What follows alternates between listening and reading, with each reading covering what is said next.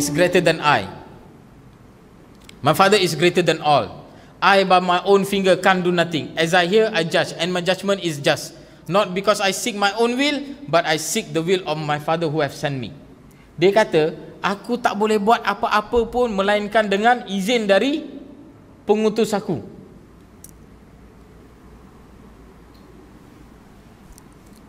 Tengok.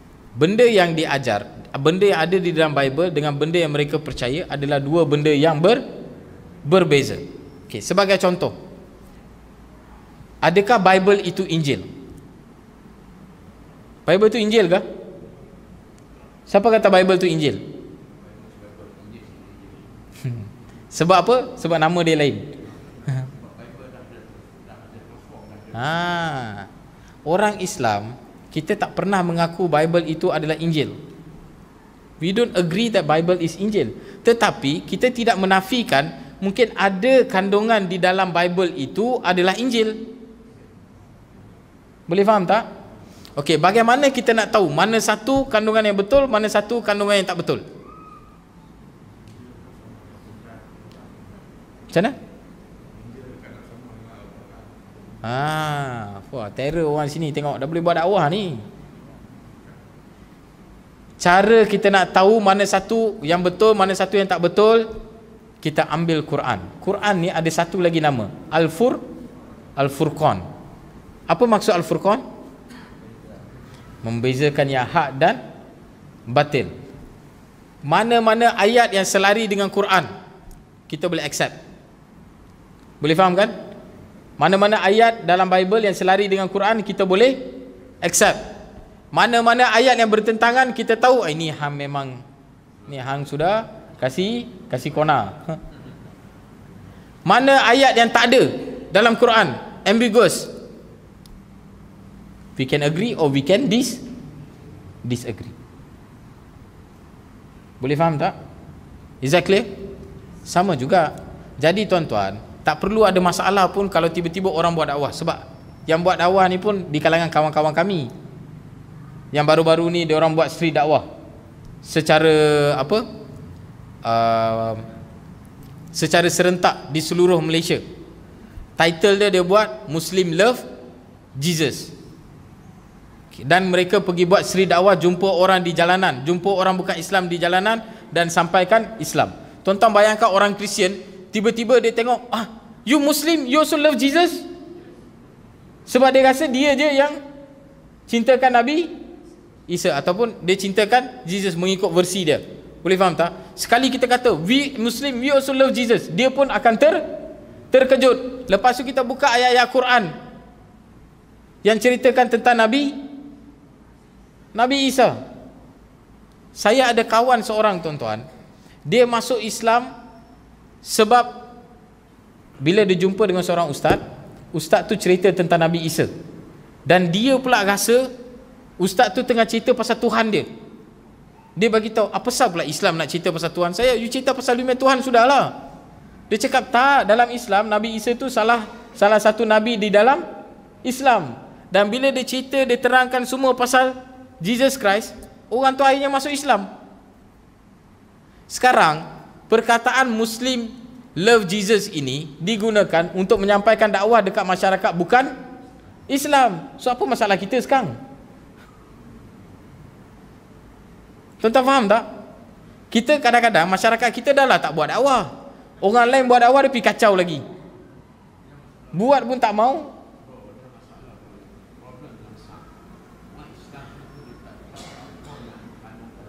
I agree. Saya agree. Sebab mostly orang Islam sendiri pun dia pun tak tahu apa yang ada dalam Bible, apa yang ada dalam kitab-kitab lain, even Quran. I agree.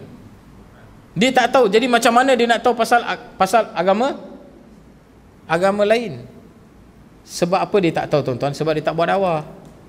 Cuba kalau dia buat dakwah.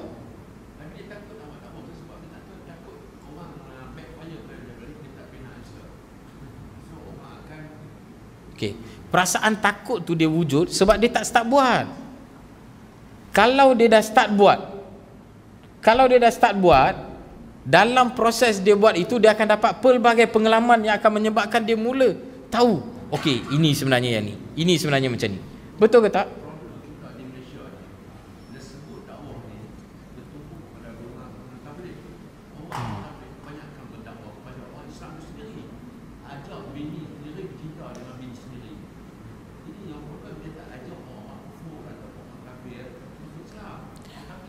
Okay, I agree. Kalau kita nak bagi tahu tentang orang tabligh. Kita tahu orang tabligh dia ada buat dakwah, betul? Dia ajak orang ke masjid. Okay, apa yang dia buat tu bagus tak? Bagus. Sangat bagus. Tengok. Point saya dekat sini tuan-tuan. Walaupun mereka ajak orang ke masjid, pada saya setiap orang dia mesti ajak juga masyarakat bukan Islam kepada Islam. Namun kadang-kadang tuan-tuan, masalah kita ni, kita kadang-kadang kita rasa, tengok, dakwah ni tanggungjawab siapa tuan-tuan? Tanggungjawab siapa? Dakwah tanggungjawab siapa? Pendakwa. Dakwah tanggungjawab siapa tuan-tuan? Dakwah tanggungjawab siapa? Salah. Dakwah tanggungjawab siapa? Perkim. Dakwah tanggungjawab siapa? Salah.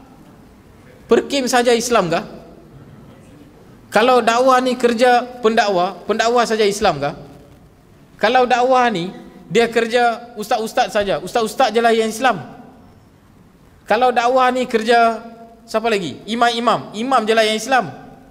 Dakwah ni kerja semua orang tuan-tuan. Dan bila orang tanya kita dakwah kerja siapa, kita jawab kerja saya. Sebab bila kita jawab kerja kita, kita akan buat apa? Tuan-tuan tahu? Sapu. Tahu sapu tak? Dakwah kerja siapa? Kerja engkau lah, kau pergi. Kau pergi. Engkau punya kerja, kau pergi, kau pergi. Dakwah kerja siapa tuan-tuan? Kerja siapa? Kerja saya. Dakwah kerja siapa? Kerja siapa tuan-tuan? Kerja saya. So bila kita rasa dakwah itu kerja saya, baru kita akan mula nak buat dakwah. Kita yang akan mengambil tanggungjawab tadi untuk menyampaikan Islam. Is that clear?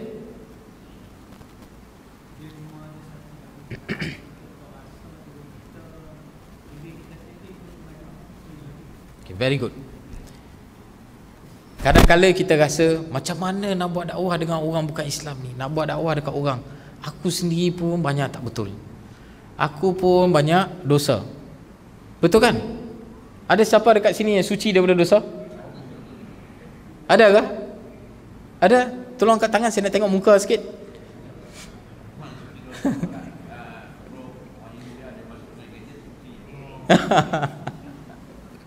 Okay, tuan-tuan tahu tak? Saya share dengan tuan-tuan. Sebenarnya tuan-tuan, kalau tuan-tuan tanya dengan saya tak layak pun untuk buat kerja dakwah ni tuan-tuan. Wallahi.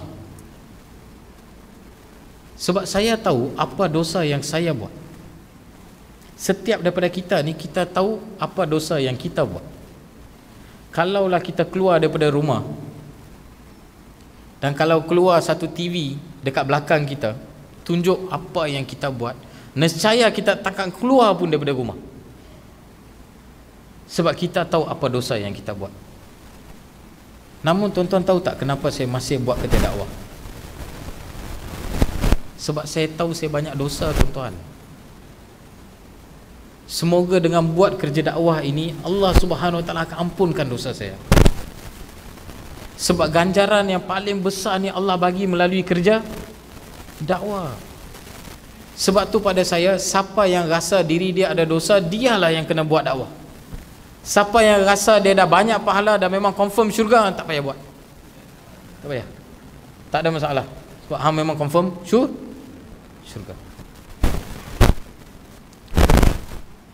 Ada soalan lain tuan-tuan? Bro.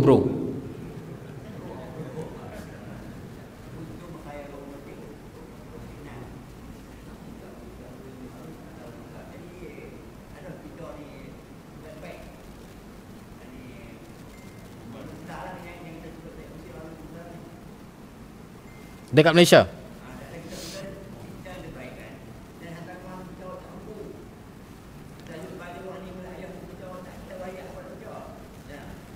Macam mana cara? Apa dia?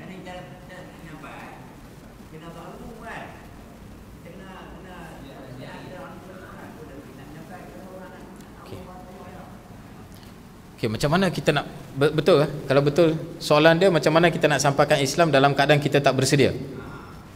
Betul? Tak cukup apa tu? Tak cukup ilmu. Okey, bagus. Okey, yang ni tadi saya dah jawab dah dalam saya punya ceramah, tapi saya ulang balik. Tengok. Kadang-kadang kita rasa bila kita nak buat dakwah ni kita ada ilmu yang banyak. Betul tak? Okey. Siapa dekat sini boleh mengaku diri dia dah cukup ilmu? Siapa dekat sini yang boleh mengaku diri dia dah cukup ilmu? Dah cukup. Dia dah cukup dah ilmu. Siapa? Tolong angkat tangan sikit, saya nak tengok muka. Tak ada? Okey, kita ambil Malaysia. Siapa dekat Malaysia yang boleh mengaku diri dia dah cukup ilmu? Dalam dunia? Tak ada. Tak ada satu pun orang yang boleh mengaku dia dah cukup ilmu. Lagi satu, kita tak ada ilmu meter. Tuan-tuan dan puan-puan tahu tak ilmu meter tu apa? Ambil meter, letak dekat sini, dekat otak, okey, dia akan bagi tahu ilmu dah 40%. Tunggu lagi 10%, anda boleh buat dakwah. Tak. Boleh faham tak? Kalau kita kata tak cukup ilmu, sampai bila kita akan cukup ilmu? Cuba bagi tahu. Apa dia punya aras dia? Tak ada aras. So kalau orang tanya, setiap hari pun kita akan jawab apa? Aku tak cukup ilmu. Apa ilmu yang perlu ada? Hadis Rasulullah SAW dalam hadis Bukhari, balighu anni walau ayat, sampaikanlah walaupun sepotong ayat. Masalah dia, bila kita buat dakwah, kita rasa kita nak buat dakwah melalui benda yang kita tak tahu. Itu yang jadi masalah. Kita sampaikan dakwah melalui benda yang kita tahu, lepas tu kita ambil tahu yang mana kita tak tahu. Dia mesti selari. Sambil buat dakwah, sambil mencari ilmu. Kalau kita nak tunggu ilmu dah cukup baru nak buat dakwah, masalah dia ilmu takkan cukup sampai bila-bila. Dan end up dia kita pun takkan buat. Sebab kita tahu yang ilmu tak cukup. Sebab makin banyak kita belajar, kita akan faham lagi banyak benda yang kita tak tahu. Do you agree? So dia mesti selari, sambil buat, sambil cari ilmu. Kalaulah tiba-tiba kita rasa orang tanya, kita tak boleh nak jawab, non-Muslim tanya, tuan-tuan, dalam dunia ni tak ada apa benda yang kita nak malu untuk kita nak bagi tahu kita tak tahu. Kita perlu lebih malu bila kita tak tahu, kita buat-buat macam tahu. Dan kita perlu lebih malu bila orang tanya kita soalan, kita tak tahu jawapan, kita goreng. Goreng kalau kena tak apa, ini goreng hangus. Memang tak kena.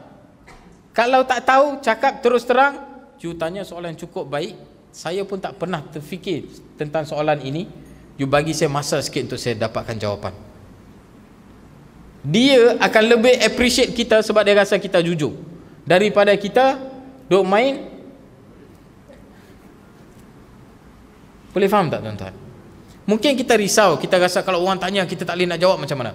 Sebab bila dia mula tanya, kita belajar tak? Kita dapatkan jawapan tak? Kita pun belajar tak? Kita pun belajar. That is how life is going on. Okay, last. Kalau ada satu soalan last. Kalau tak ada, saya ada soalan kepada tuan-tuan dan puan-puan. Bro.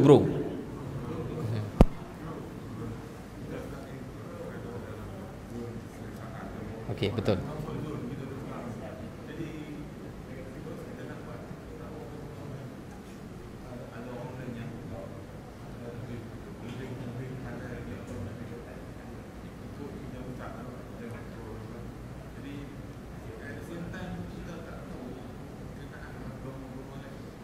Okey. Okay, very good question. Sekarang ni kita kadang-kadang ada yang nak buat dakwah, satu dia apa? Okey. Orang kita daripada duduk dalam comfort zone, tiba-tiba nak start enjin buat dakwah, macam mana nak start ni? Kan? Sebab dah biasa dalam keadaan selesa. Betul ke tak? Okey, lagi satu apa tadi? Okey, kita pun tak tahu pasal agama lain. Very simple. Kalau tak tahu pasal agama lain, ambil tahu. Dah boleh tahu. Betul kan? Okey, cuba bayangkan waktu umur saya 16 tahun bila saya masuk Islam, rasa saya tahu ke pasal agama lain? Yes.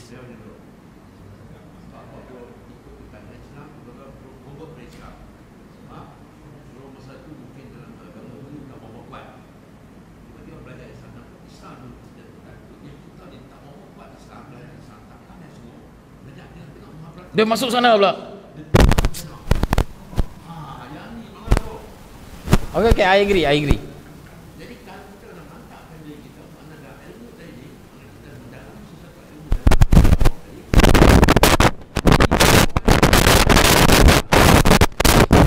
dalam poin paling penting dekat sini, as a Muslim, benda pertama yang kita kena belajar adalah Quran. Okay. Kalau ada orang, dia datang, dia bagi tahu dengan saya, dia nak belajar pasal agama lain, saya akan bagi tahu, belajar Quran dan at the same time boleh belajar juga pasal agama lain. Boleh faham kan? Okey, itu nombor satu. Nombor dua, kalau dia belajar agama lain, dia mungkin akan terpesong ikut agama itu. Dan tuan-tuan, jawapan dia Allah Subhanahu Wa Taala bagi.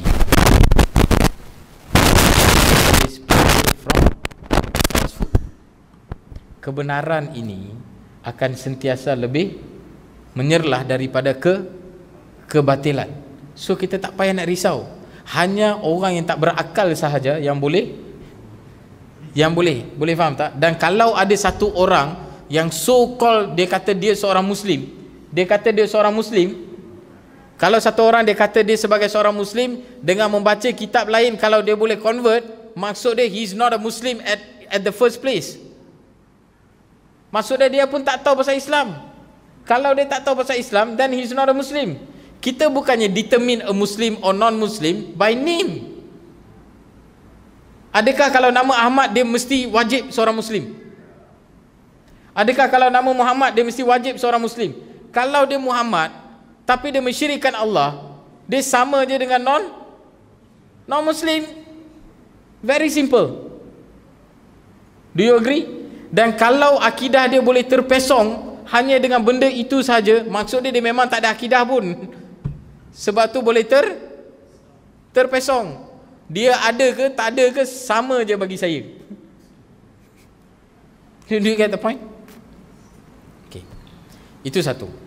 Yang kedua, bila tanya dengan bila bagi tahu kita dalam comfort zone, macam mana kita nak buat? Number one, bila start nak buat in a group. Okay, bila kita ada group, kita ada macam kekuatan. So sini ada masjid, betul tak? Ajak dengan AJK dan sebagainya, bincang dengan dorang. So kita mungkin boleh ada meeting untuk dakwah kepada masyarakat bukan Islam. Buat sama-sama, buat program bersama dan sebagainya. At the same time kita pun boleh ada personal touch. Contoh, kita ada kawan yang bukan Islam, mula rapat dengan dia. Buat kawan, tengok, bila mula rapat dengan dia, tak semestinya mesti kena cerita pasal Islam. Saya share sedikit pasal saya dengan kawan saya. Nama dia Agilan. Dia dah masuk Islam pun. Dia study psikologi dulu. Lagi susah. Sebab orang psikologi ni kalau tak dia psycho orang. Betul ke tak? Dia kawan rapat dengan saya daripada zaman sekolah. Kita orang travel pergi India bersama. Duduk di India 4 bulan, lebih daripada 4 bulan. Setiap malam duduk bincang pasal agama je. Dia pula memang betul-betul strong dengan Hindu. Bila kita argue, memang argue dahsyat-dahsyat lah. Sebab dia pun open minded. So kita boleh argue gila-gila. Kadang-kadang dia tanya saya certain soalan, saya tahu jawapan, tapi saya tak bagi pun jawapan. Sebab dah setiap hari asyik dia je kena, mana boleh. Kesian lah dia. So ada kala saya tak bagi jawapan, so dia pun rasa lega, hari ni dia dah menang. Besok bila dia bangun pagi, saya bagi dia jawapan kepada benda yang dia tanya semalam. Lepas tu dia pula jadi terkejut. Kau tahu kenapa kau tak cakap semalam? Saya kata kalau saya cakap pun bukan you nak dengar pun, you bukan dalam state you boleh dengar semalam. Tuan-tuan tahu berapa lama? 8 tahun saya dengan dia. Setiap kali kalau jumpa, kita orang akan cerita pasal agama. 8 tahun. Ada sekali, tiba-tiba dia call saya. Dia call saya ada kat Terengganu. Dia tanya, Zamri, you ada mana? Saya ada kat Terengganu. Lepas tu petang tu dia call balik, dia dah sampai Terengganu. Tak, masa tu saya dah masuk Islam. Oh tak, biasa kawan panggil, ada yang panggil Vinod, ada yang panggil Zamri lah. Kalau dia tak panggil saya Zamri pun, dia panggil saya Cha. Tahu Cha tu apa? Bukan, Macha. Sebab kalau kita orang rapat sangat, kita orang panggil Macha, Macha. Tak, Macha ni maksud dia adik ipar. Tapi dia bukan maksudkan adik ipar. Dia kalau rapat, dia orang biasa panggil macam, so kita close lah. Okay, so dia dah sampai dekat Terengganu. Bila sampai dekat Terengganu, saya pula waktu tu nak pergi semayang maghrib. Lepas tu dia tanya dengan saya, Zam, aku pun nak ikut dengan kau semayang sekali, boleh tak? Saya cakap dengan dia, tak ada orang boleh menghalang hambanya daripada menyembah penciptanya. Saya bawa dia pun ikut semayang. Lepas dah habis semayang, dia minta satu buku, dia nak dapatkan biografi tentang Nabi Muhammad. Saya pun dapatkan dekat Terengganu, saya bagi dekat dia. Lepas tu dia balik. Lepas seminggu dia call saya, dia kata dia nak masuk Islam. Tengok, point dia dekat sini, dia bukan kita saja tau. Dalam dakwah ni, dia kadang-kadang bukan kita. Kadang-kadang bila dia jumpa dengan kita, mungkin dia ada jumpa juga orang Islam lain. Orang Islam lain pun ada juga sembang dengan dia. Boleh faham kan? Dia bukan hanya kita. Tetapi point dia dekat sini, kalau semua orang Islam buat dakwah, dia jumpa orang Islam, mesti dia dapat risalah Islam. Boleh faham kan? Dan dia ambil masa 8 tahun. Sebab tu saya kata, bila kita buat kerja dakwah, antara benda, don't give up. Jangan give up. Kadang-kadang kita buat sampaikan Islam dekat beberapa orang, hatta ini bukan dekat orang bukan Islam je pun, hatta dengan orang Islam pun, bila kita sampaikan, kita lepas tu bagi tahu, tak boleh lah dia, aku dah cakap banyak kali, dia tak mau dengar. No give up, come on. Sebab apa no give up? Tuan-tuan tahu tak, bila kita boleh tahu sama ada dakwah kita itu jadi ataupun tidak? Bila? Kita hanya tahu kita gagal sekiranya dia mati atau kita mati. Selagi orang yang kita nak dakwah tu tak mati, dan selagi kita pun tak mati, selagi itu tak ada give up. It have to be go on and on. Tuan-tuan faham kan? Tapi buat dalam kerangka kemampuan kita. Okey, saya rasa cukup untuk hari ini.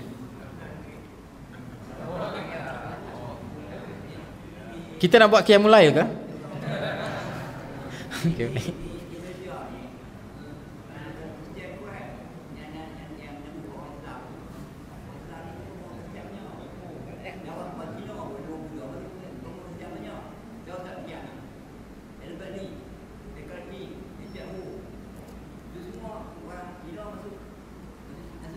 Bro Faisal, pekat saya tak faham.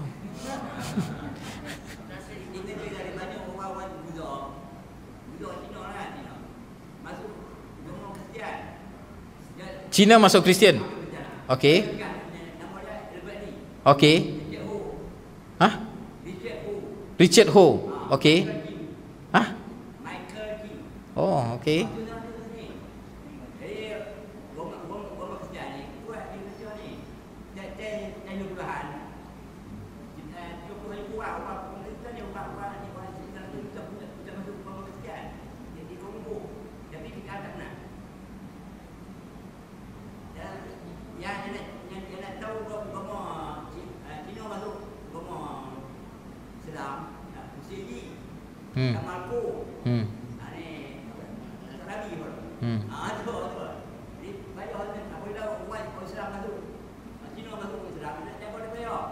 Nak jaga dia payah.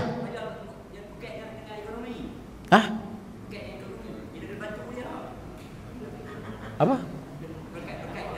Berkat. Oh, kena bantu ekonomi. Okey, baik.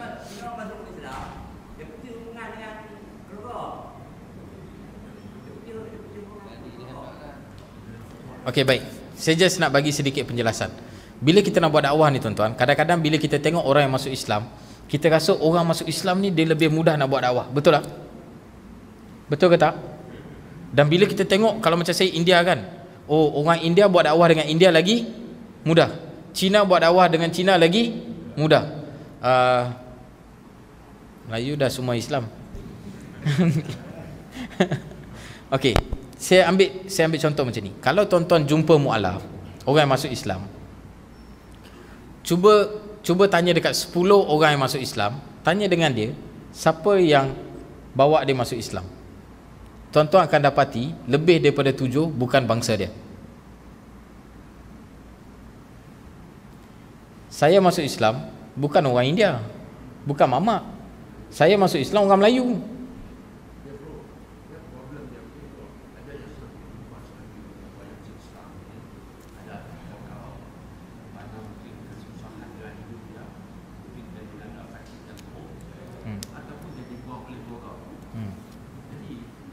Banyak soalan saya kena tulis.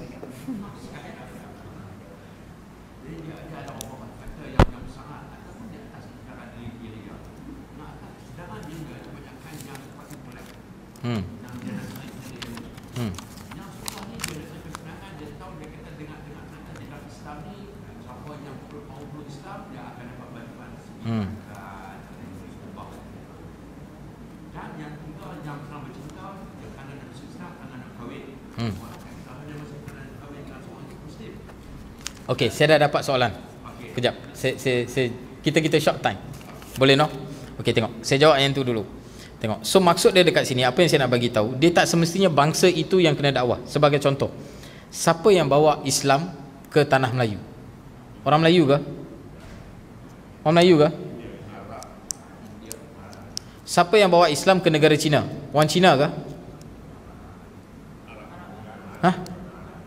Yang menyebabkan sehingga orang Islam di China pada hari ini lebih banyak daripada keseluruhan penduduk Malaysia. Tengok. Siapa yang bawa Islam ke negara India? Orang India ke? Tak ada tuan-tuan. Sebenarnya dakwah silang budaya itu dia lebih berkesan. Kadang-kadang bila saya India, saya nak pergi cerita dengan satu India, dia rasa macam kau sudah jadi ni macam kau nak aku menjadi macam kau. Tapi kalau orang lain yang datang cakap, dia lagi ada kesediaan untuk dengar. Poin dia dekat sini, dia tak ada pun istilah bangsa ini hanya kena dakwah dengan orang ini saja. Sesiapa pun boleh buat. Okey, kalau kita nak bagi tahu orang Cina kalau nak buat dakwah, mungkin kita kena keluar banyak duit secara ekonomi sebab diorang ni orang kaya dan sebagainya. Namun tuan-tuan, macam mana orang Arab dia pergi dakwah dekat China? Dia bawa apa? Bawa emas kah? Tak ada. Orang dekat negara China ni, bila dia tengok orang Islam, bila meniaga, dia meniaga dengan jujur, tidak tipu orang. Dia nampak orang Islam disiplin, tiba waktu solat dia pergi solat, disiplin. Itu yang menyebabkan diorang tertarik. Faktor untuk orang memeluk agama Islam bukan hanya satu faktor sahaja, ada pelbagai faktor. Boleh faham tak? Saya tidak nafikan orang Cina mungkin ada segelintir di kalangan mereka yang akan memandang bila dia tengok satu orang tu dia kaya, dia rasa orang tu bagus. Tapi bukan semua orang Cina pun begitu. Kalau dia fikir begitu pun, pada kita orang Islam, pemikiran itu tak betul. Dan kita perlu perbetulkan dia, ataupun kita boleh bagi tahu, in Islam this is our view. Tak salah nak cari duit berapa banyak pun, tetapi itu bukan matlamat utama kita lahir dekat dunia. Betul ke tak? Okey, sekarang saya jawab soalan yang ni. Yang pertama, masuk Islam, ada yang masuk Islam sebab nak kesenangan, nak duit, nak kahwin. Ramai orang, majoriti masuk Islam sebab nak kahwin. Betul ke tak? Okey. Dan bila orang masuk Islam sebab nak kahwin ni, dia ni tak ikhlas. Betul ke tak?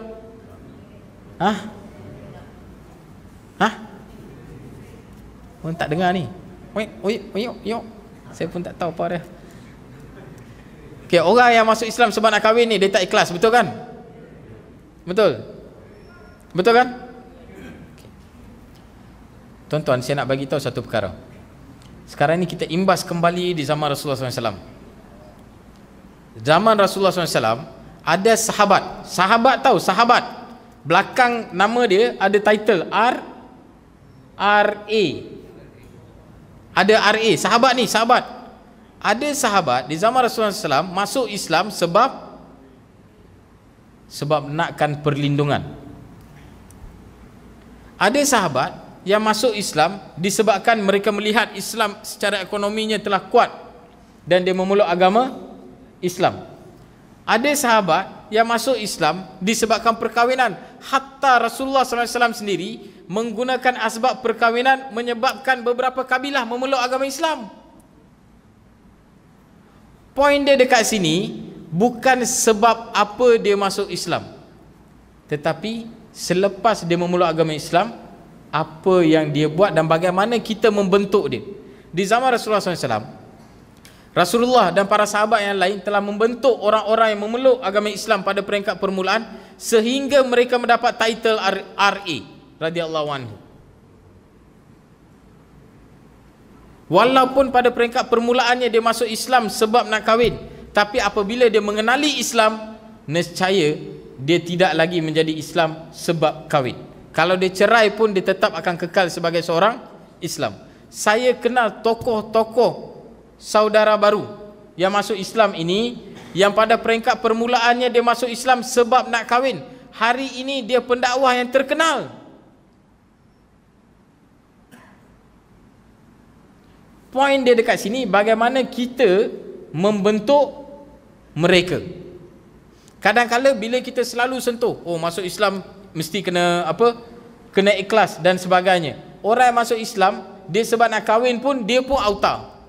Tahu auta? Auta maksud dia kelentong. Kita tanya dengan dia, sebab apa masuk Islam? Padahal dia masuk Islam sebab nak kahwin. Tapi dia tahu kalau dia cakap dia masuk Islam sebab nak kahwin, akan kena hentam dengan kita.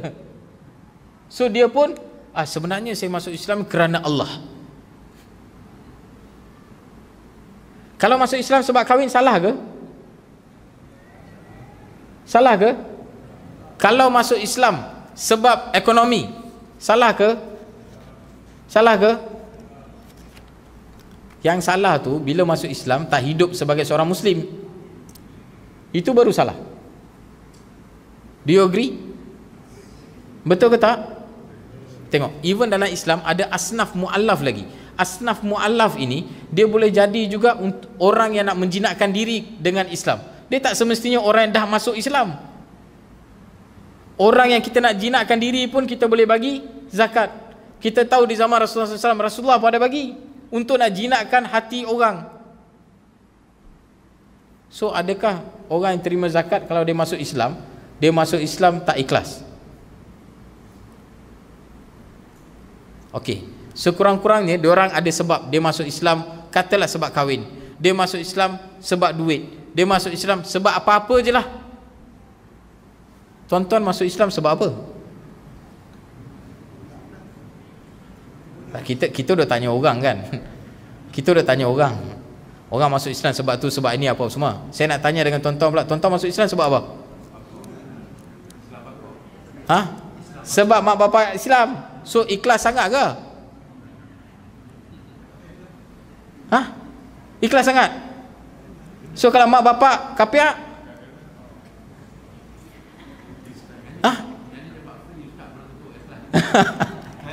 Okey, saya agree. Sebab tu saya bagi tahu. Poin dia bukan yang masuk Islam ataupun yang lain Islam. Poin dia dekat sini bagaimana mereka menjalani kehidupan sebagai seorang Muslim. Sahabat-sahabat yang ada 124,000 sahabat yang ada, mereka semua golongan yang memeluk agama Islam. Namun apabila mereka mengetahui kebenaran Islam, mereka tahu tentang Islam, dia sanggup menentang siapa saja to prevail Islam. Poin dia dekat sini, kalau satu orang dia masuk Islam sebab apa pun, tapi kalau dia belajar dan dia yakin mengetahui tentang Islam, then he will be a very good Muslim. Alright, itu saja. Terima kasih banyak, sehingga kita berjumpa lagi. Jangan lupa nanti boleh pergi ambil dekat tempat makan tu, ada risalah. Tolong ambil risalah. Saya harapkan sangat insya-Allah semua yang hadir pada hari ini akan mula buat dakwah. Boleh no? Boleh? Okey, insya-Allah. Wa akhiru da'wana assalamualaikum warahmatullahi wabarakatuh.